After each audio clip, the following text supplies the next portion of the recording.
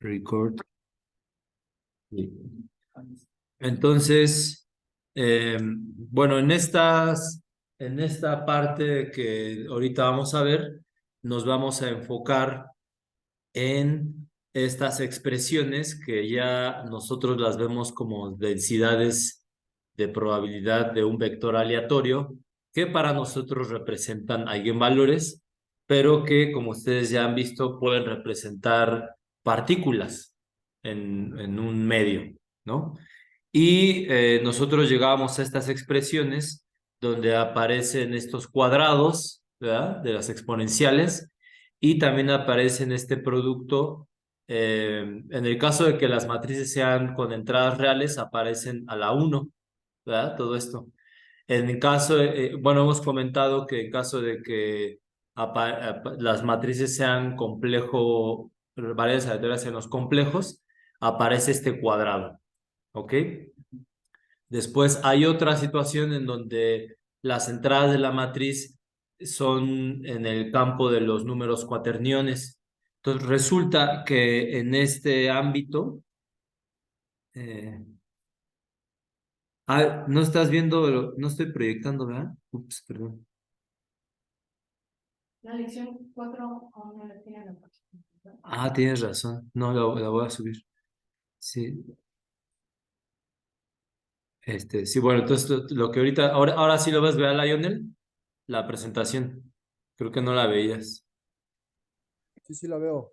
Bueno, entonces aparece este 2 en el caso de los complejos y en el caso de los números cuaterniones, del campo de los cuaterniones, resulta que los números cuaterniones se pueden representar con este tipo de matrices en donde tienen solamente dos números complejos, Z y W. Y entonces así se pueden ver los números cuaterniones, es una manera bastante elegante y pues como más fácil de visualizar, digamos. Y en este conjunto pues uno hace las operaciones correspondientes, pero si se dan cuenta, pues cada número cuaterniano único tiene esta representación que involucra cuatro números reales, ¿no? Porque son el real y el imaginario del Z y el W. Entonces, esa situación es la que hace que cuando uno estudia los eigenvalores correspondientes, aparezca aquí un numerito 4, así de directo, ¿no? Entonces, pues quedó volando por un tiempo la pregunta de, bueno, ¿y qué pasa si en lugar de uno, dos o cuatro tengo a la tres o a la cinco o a un número real? Y entonces hubo una respuesta muy satisfactoria que después se va a platicar de qué tipo de matrices están asociadas, ¿vale? Pero bueno, ¿sí? ¿Se usan los cuaternarios de aplicación? O sea, Pues, Pues no sé, pero por ejemplo en los trabajos del profesor Vladislav Kravchenko es bien interesante ver cómo él pasa por este campo de los cuaterniones para extraer fórmulas de soluciones de ecuaciones diferenciales en los complejos nada más. Yo lo veo como un análogo cuando usamos los números complejos para extraer fórmulas en los reales o funciones realvaluadas. Y acá le sucede algo similar. El profesor ocupa, de hecho tiene un librito él, creo que se llama Álgebras de Clifford o algo así, donde pues se ve claramente cómo ocupa los cuaterniones como instrumento para resolver sus ecuaciones de Schrödinger en el campo de los números complejos. Entonces ahí es donde yo me di cuenta, mira, qué interesante usar los números cuaterniones. Ya de que representen algo, quién sabe, la verdad.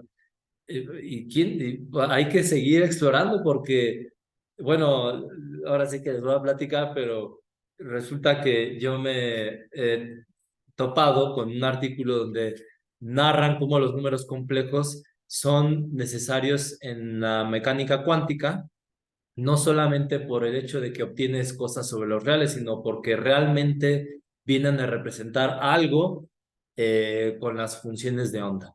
Eso es algo que yo estoy estudiando, lo voy a intentar estudiar de hecho con un postdoc pero desde el punto de vista con herramientas que yo conozco, como estas que estoy viendo con ustedes. Porque sí me interesa ver eso de los números complejos, ¿no? O sea, qué representan. Y ya no me atrevo a decir que los cuaterniones no representen algo, porque pues no sabemos, ¿verdad?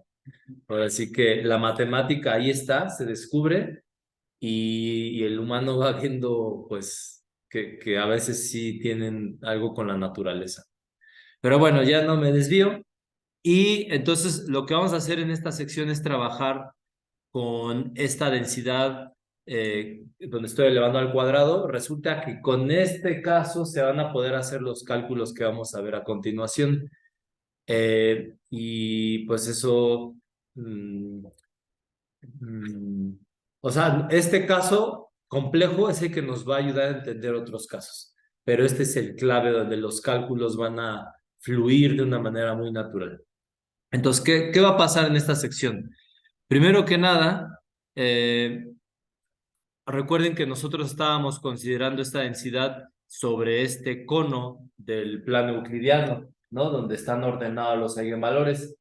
Y entonces, cuando integramos esta función sobre ese cono, pues hay una constante normalizadora que hace que todo integre uno. Pero podemos, la verdad, olvidarnos de eso, pensar de esta densidad sobre todo el plano complejo, perdón, sobre todo el plano euclidiano, simplemente no estamos ordenados, solamente pensamos esto como una densidad en Rn y debe haber una constante normalizadora que le vamos a llamar Zn. Zn uno puede un poquito argumentar y darse cuenta que va a ser n factorial por Cn, pero pues va a ser una constante. ¿Ok? Entonces, desde este momento ya podemos ver a esta densidad sobre Rn, con la constante esta que de hecho Víctor es parte de lo que él calcula, ¿no? Bueno, en este caso ya se conoce. Eh, y fíjense cómo estoy escribiendo los lambda al cuadrado entre 2 como una función v, que es justamente este x al cuadrado entre 2. ¿Sale? Esto, pues uno puede preguntarse por digamos, o sea, si esto representa una densidad de probabilidad para alguna otra v, digamos un polinomio o otra v, y sí se va a poder. Y entonces, todo lo que vamos a hacer a lo largo de lo que resta del curso es lo que la gente trata de hacer para otras Vs. Y a eso es lo que llaman universalidad, porque en muchos casos se llega a lo mismo. En el libro de Percy Day ocupa una familia de estas funciones para llegar a lo mismo que nosotros vamos a llegar, pero nosotros como no nos vamos a enfocar en esta función, va a ser mucho más fácil. ¿Va? Bueno, entonces, nosotros tenemos esta densidad que vamos a estudiar y lo primero que vamos a observar aquí es esta igualdad que se llama el determinante de Van der Waals. ¿Alguien lo había escuchado? ¿Usted lo había escuchado? La matriz. ¿O la matriz de Van der Waals? ¿Tú, Alonso? Sí. ¿Sí? Bueno, entonces esta identidad nos dice que el determinante de la matriz de Van der Monde va a coincidir con este producto de diferencias que nosotros tenemos en nuestra densidad conjunta. ¿Ok? Esta matriz se ve como, voy a escribir aquí una representación, se puede ver ya sea que la primera columna o el primer renglón sean puros unos, digamos en el primer renglón, puros unos. El segundo renglón va a ser lambda 1, lambda 2, hasta lambda n. El tercer renglón va a ser lambda 1 al cuadrado, lambda 2, columna, perdón, lambda 2 al cuadrado, hasta lambda n al cuadrado. Y así sucesivamente hasta lambda 1 a la n menos 1. Esta es una matriz n por n. ¿Sí? Y aquí hasta abajo lambda n a la n menos 1. Esta es la matriz de Van der Monde. ¿Están de acuerdo? Puede ser al revés, puede ser que el primer renglón sean los unos y, bueno, transponerla, pues. Entonces, el determinante de esta matriz va a coincidir con este producto de diferencias. Entonces vamos a encargarle, pues no está Luis, pero vamos a encargarle a Luis que encuentre una demostración de este resultado y nos las presente pues de manera lo más amigable posible. Entonces, pues es el primer paso, darse cuenta de esta situación, ¿ok? El segundo paso es observar que si nosotros, fíjense qué resultado tan interesante, si nosotros consideramos estos polinomios, consideremos polinomios P sub K de X de la forma X a la K más, etcétera, hasta el último, pues es una constante. ¿Están de acuerdo? O sea, ¿cómo le llaman a estos polinomios? Mónicos. Mónicos porque el término del grado más grande es 1. ¿Ok? Bueno, resulta que cuando agarran varios polinomios, el primero es del grado 1. A ver, déjenme ver aquí. No, bueno, este 1 significa que el grado más bien es 0. Es decir, este primer polinomio es una constante. Es una constante. Y este P sub n es de grado n-1. Ah, no. Creo que solamente son las etiquetas de los polinomios, no tienen que ver con sus grados. El grado es n. Ah, no. Perdón, ¿cómo? Sí, son las etiquetas, exacto, no tienen que ver con sus grados. Su grado es 1 menos. Ah, no. De acuerdo a lo que está aquí, ¿verdad? Sí, tienes razón. No, pero lo que voy a explicar aquí es así. Imagínense que son de orden K y mónicos. Mónicos, ¿sale? Entonces, resulta que si en lugar de esta matriz que acabo de poner, la matriz de Van der Monde, esta que puse aquí, en lugar de esa, considero la siguiente matriz, fíjense, aquí va, P, híjole, bueno, así, olvídense de la presentación y solo en el pizarrón. Entonces, P0 de lambda 1, P0 de lambda 2, etcétera, hasta P0 de lambda n. Aquí es la misma constante, la que define al polinomio polinomio entre comillas, al P0. Ah, pero es 1 aparte, ¿verdad? Porque es mónico. O sea que aquí es 1. Tenemos puros monomios, ¿no? Para que coincidan con... Bueno, es que no son monomios, sí son polinomios. O sea, sí hay términos aquí. Por eso a mí me impresionó este resultado. Fíjense lo que voy a poner en la segunda columna.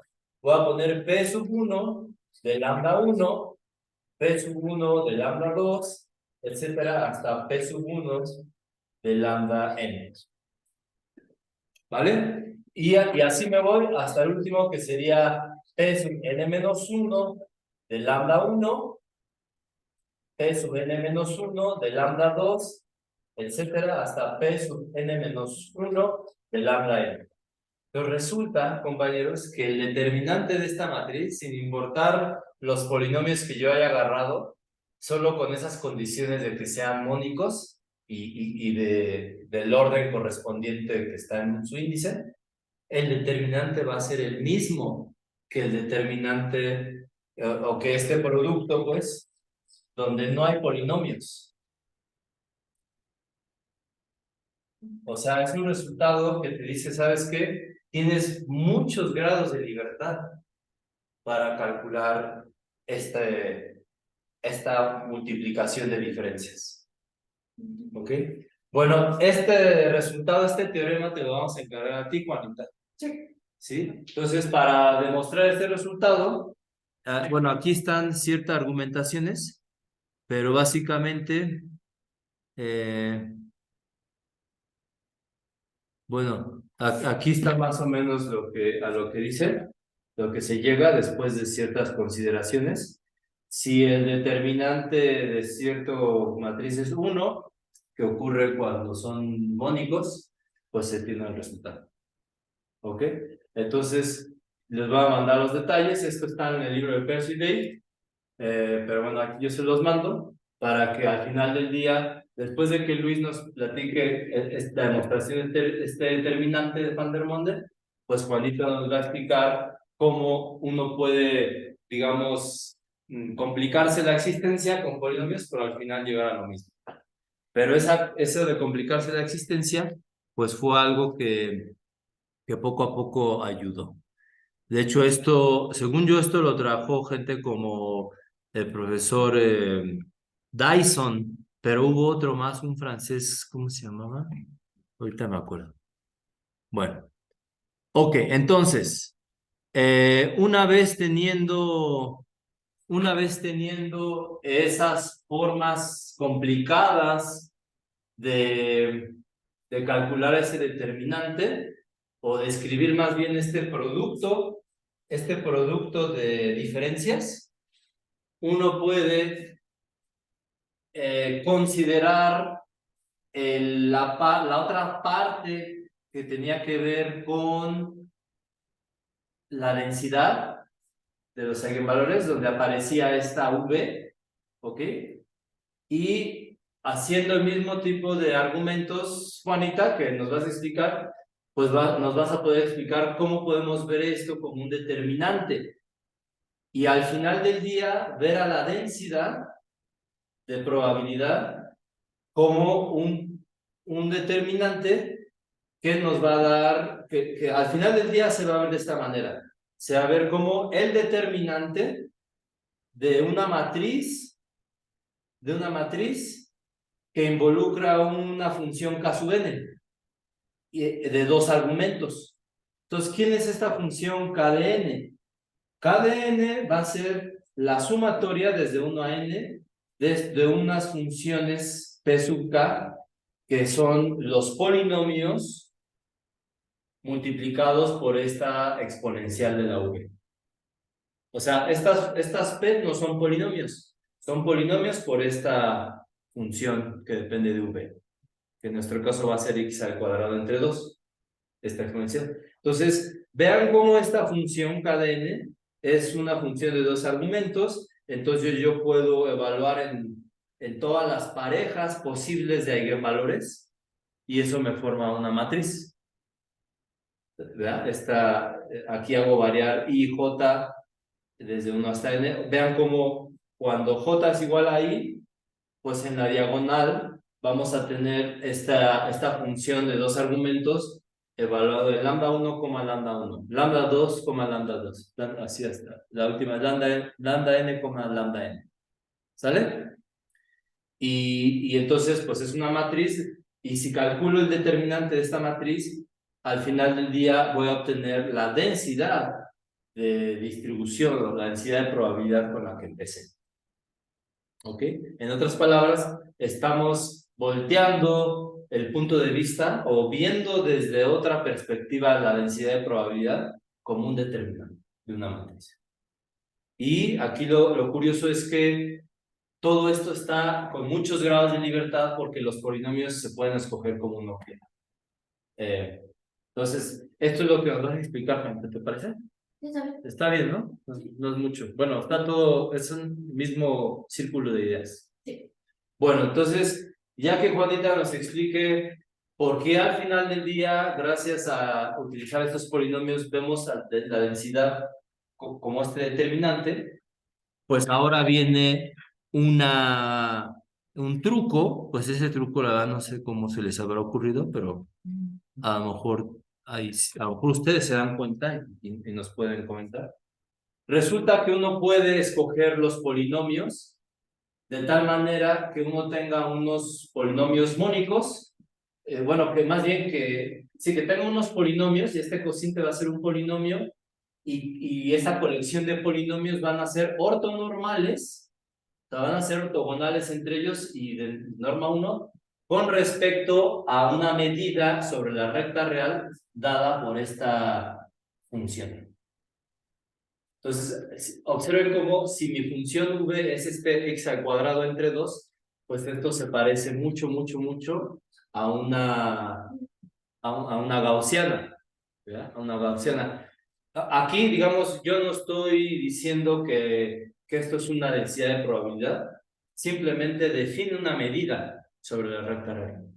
Con respecto a esa medida, yo puedo considerar unos polinomios, una colección de polinomios ortonormales. ¿Sale? ¿Tú, Alonso, has estudiado polinomios ortonormales? Tal vez no lo. Sí, tengo un punto de vista. ¿Sí? Bueno, entonces, mira, entonces, ¿sabes qué, Alejandro? Te vamos a encargar a ti lo siguiente. Ahí, en lo que yo les voy a enviar, les voy a enviar un apéndice de polinomios ortogonales.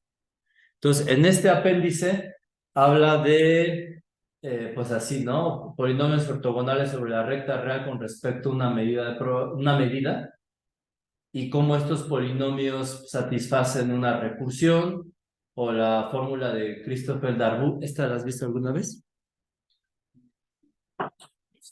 Sí. ¿Sí? ¿Crees que puedas darnos una demostración? Aunque esto no es para la próxima clase. Bueno, lo intento ya. Chécale, va. Entonces, lo que sí vas a poder explicarnos es los polinomios de Hermite o los polinomios de Hermite probabilistas son aquellos que son ortonormales con respecto a este tipo de densidades. ¿Ya viste? Entonces, eso nosotros sabemos que estas integrales son ciertas constantes. ¿Ok? Bueno, usando eso, no demostrándolo, sino usándolo, ahí sí nos vas a poder explicar lo siguiente. Nos vas a poder explicar que esta constante normalizadora, Zn, termina siendo n factorial. ¿Vale? Entonces hay que, utilizando los polinomios ortonormales, con respecto a esta densidad, la constante normalizadora es conocida, pero la otra que también vamos a encargarte es demostrar este lema. Este lema va a ser muy importante para nuestros fines. ¿Qué dice este lema? Este lema dice que si nosotros integramos esta función que tiene n argumentos e integramos con respecto desde el k más un argumento hasta el enésimo, sobre donde viven esos argumentos, que es cada uno en R, se va a obtener una reducción y al final aparece el determinante. De hecho, vean, es la misma matriz, pero en lugar de ir desde 1 hasta n, todos los argumentos vas desde 1 hasta k. Como que uno reduce, se eliminan todos estos argumentos desde k más 1 hasta n, pero el precio de eso es que aparece un factorcito aquí, que es n menos k factorial entre n factorial. ¿Sale? Entonces no está tan complicado, pero hay que entender bien qué está pasando. Y eso es para todo K, ¿verdad? Desde 1 hasta n, sí. Si en particular pongo n, pues todo se hace 1, creo. Pues No, se le pone N, esa es lo de arriba, ¿no? se hace la constante normalizadora, creo. Sí, porque aquí estaría 1 entre n. Sí, exacto, la constante normalizadora. Bueno, chécale, ¿va? Pero entonces, ¿qué está ocurriendo? Que esta propiedad nos dice cómo, de alguna manera, se reduce ahí la dimensionalidad. Como que uno regresa a una densidad, a la misma densidad, pero con menos parámetros. Esta propiedad, pues al principio uno no le ve el para qué, pero nos vamos a ir dando cuenta. Entonces va a estar chévere ver, pues entender esos cálculos. ¿Sale? Bueno, entonces ya con eso, ya con esas ideas en mano, pues en realidad ya tenemos otra manera diferente de conocer a la densidad y con más información, porque ya tenemos incluso esa constante normalizadora que en un principio no la teníamos, pero gracias a ocupar estos polinomios muy particulares, o sea, gracias a que nos la complicamos, por decirlo así, pudimos extraer más información, en particular esa constante normalizadora, ¿vale? Entonces ya tenemos otra densidad y entonces finalmente lo que vamos a encargarle aquí a Alonso es calcular, por favor, una probabilidad. Ya tenemos una densidad. Ahora podemos calcular probabilidades. Podemos calcular una función a n teta, que es en general la probabilidad de que no haya eigenvalores entre menos teta y teta. ¿Ok? O también la probabilidad de que el eigenvalor más grande esté por abajo de teta, desde menos infinito a teta, el más grande. Entonces, ¿cómo vas a calcular esto, Alonso? Bueno, ya con las expresiones que tenemos, vas a explicarnos de favor cómo estas probabilidades, por ejemplo, esta de la probabilidad de que no haya eigenvalores entre menos teta y teta, termina siendo esta suma. O sea, esta suma es una suma finita. Bueno, aquí fíjate cómo se cancelan estos factoriales. ¿Sí? Algunos queda algo aquí más sencillo, para que lo escribas. Y aparece una suma de integrales múltiples. El primero es una sola integral, porque k va desde 1 hasta n. Después tienes dos integrales y así. Y lo que vas a integrar es justamente estos determinantes donde aparecen estas matrices que son de tamaño k. ¿Va? Entonces, bueno, aquí pues no lo voy a explicar para que tú lo expliques, pero nos vas a decir cómo se llega a esta expresión. Y una vez que entendemos este tipo de cálculos, ahora sí, tú solito vas a tener el chance de decirnos cómo escribir de estas maneras feas, si tú quieres, a lo mejor no te gustan, pero hay que nos vamos a ocupar, cómo encontrar la probabilidad de que el valor más grande sea menor que teta. Entonces, la idea es llegar a unas expresiones similares que después les vamos a llamar los determinantes de Fredholm y que vamos a estar trabajando cuando la dimensión o el número de partículas, como quieran ya pensarlo, se va a infinito. ¿Va que va? Entonces, pues todo esto lo vamos a ir estudiando la próxima semana. Voy a mandar aquí el correo pues explicando las asignaciones. Pero si se dan cuenta, seguimos considerando la dimensión finita, pero ya empiezan a salir ciertas expresiones que nos van a ayudar. ¿Sí? ¿Puedes repetir el modelo inicial El modelo de la matriz? de la matriz, sí, bueno, la densidad, ajá, esta densidad proviene de que tú tienes una matriz donde cada una de las entradas son complejos, son variables complejas. Y Aquí sí permitimos complejos, ¿verdad?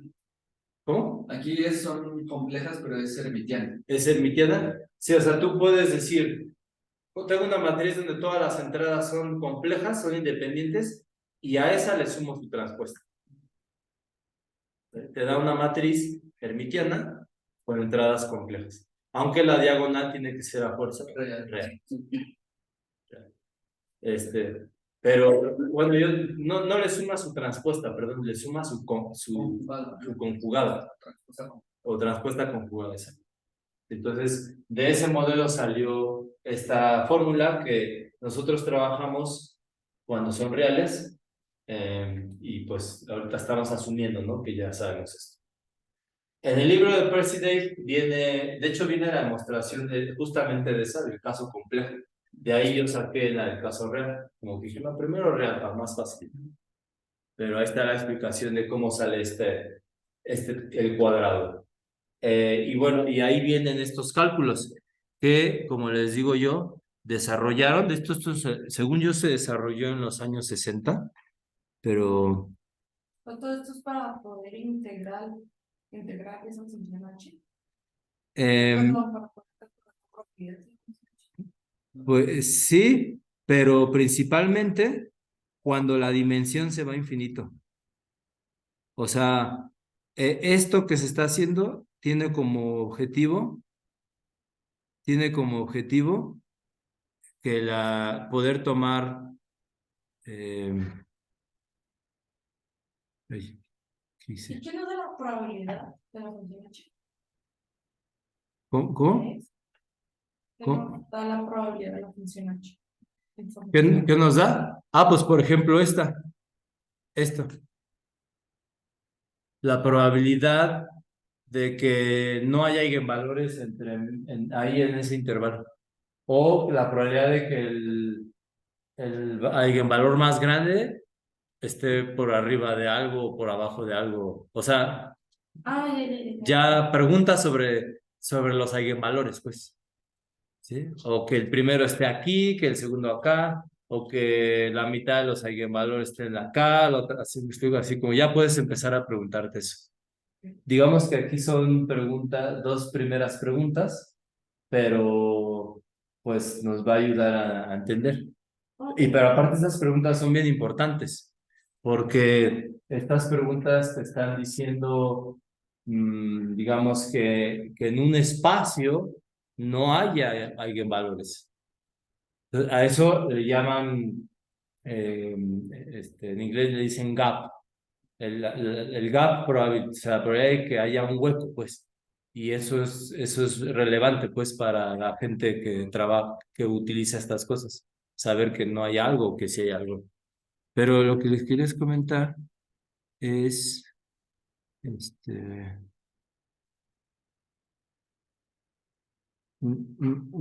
¿cómo se me fue el nombre de este señor? Parece a las ideas de esto de Cebo.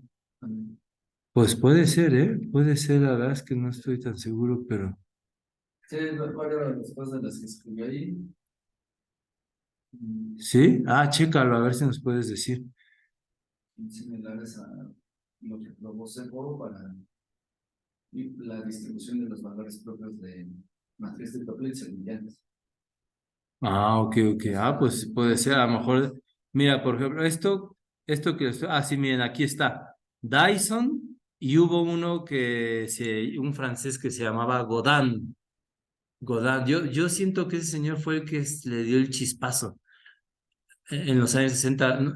Según no sé en qué año fue, habrá que ver, a lo mejor hubo ahí una conexión, ya sea que Godin usó ideas de Segó o viceversa. Sería interesante conocer esa parte de la historia. Y bueno, y este señor también, Meta, que como nos decía Víctor la vez pasada, fue un profesor hindú, ¿sale? Bueno, entonces, esto es lo que ahorita vamos a hacer y pues lo vamos a hacer la próxima semana. Se ve algunas cosas medio larguitas, ¿verdad? Pero no hay por qué espantarse. Y como les digo, el objetivo va a ser estudiar lo que ocurre cuando la dimensión se va a infinito, que es realmente lo que nos interesa. ¿Sí? En lo que nos platicaba Víctor, la dimensión todavía no se iba a infinito, él como que se centra en un caso finito, pero siempre tiene sentido tomar que el número de partículas se vaya a infinito, porque cuando estudiamos un gas, pues lo hacemos como de manera macroscópica. Pero bueno, ya, ahora sí que uno va por pasos, como dicen. Bueno, ¿alguna pregunta? ¿Alguna duda? Bueno, voy a dejar no, de compartir, no, más bien de grabar. ¿Todo bien, Lionel? ¿Alguna pregunta?